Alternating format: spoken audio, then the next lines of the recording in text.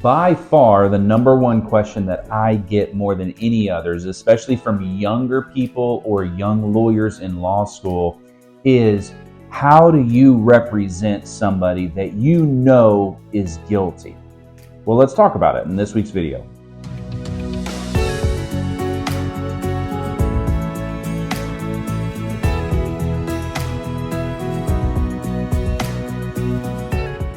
Happy Friday, everybody. Hope you're having a great week, gearing up for another good weekend. So, like I said, the number one question that I get is often how I represent somebody who I know is guilty. How does my conscience allow me to do that? How do I sleep at night? How do I not feel guilty about that? Well, the question is a good question. It makes sense on why people would want to know. And the answer, in my mind, makes just as much sense. And that is, when I got into this business, not only did I want to help people, that was my number one goal, but a huge reason is why I became a criminal defense lawyer is because I believed in and wanted to defend the system as much as the individual. And so, especially in cases where I know my client is very guilty, they did exactly what it was that the state or that the government is accusing them of doing, my job at that point is to fight as hard as I can for my client because that's what makes the system work. I'm recording this video on a tripod, okay? Think of a tripod. It has 3 legs. If any one of those legs is longer or shorter than the others, then the tripod doesn't work. It's wobbly, things fall off, it can't hold things up. It's just a crappy tripod, right? The justice system is exactly the same. It has 3 legs. It has the defense attorney, the prosecutor, and the judge. All 3 have very different jobs, very different roles. They all stick in different directions, right? But they're all equally important for the system to work, for the tripod to stand up. If I, as a defense lawyer, decided that I wasn't going to try that hard, right? My leg got a little bit shorter because I wasn't going to put forth the effort. The tripod doesn't work. Justice doesn't happen. If the judge decided, I'm just going to make up my mind ahead of time, I don't really have to listen to what these 2 lawyers have to say, his leg gets shorter. The tripod doesn't work. Justice doesn't happen. Same thing for the prosecutor.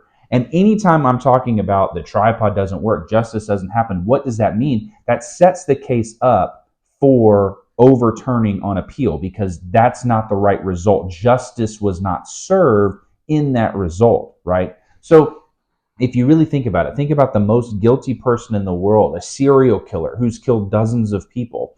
As long as the prosecutor does their job, as long as the judge does their job, as long as the defense lawyer does their job, everybody works as hard as they can. If the system works, that person is found guilty, that person is convicted, that person is given a fair sentence, and there's no way for that case to be overturned on appeal because they were given a fair and impartial trial, right? And so I have to do my job in order for that to work, in order for justice to be served.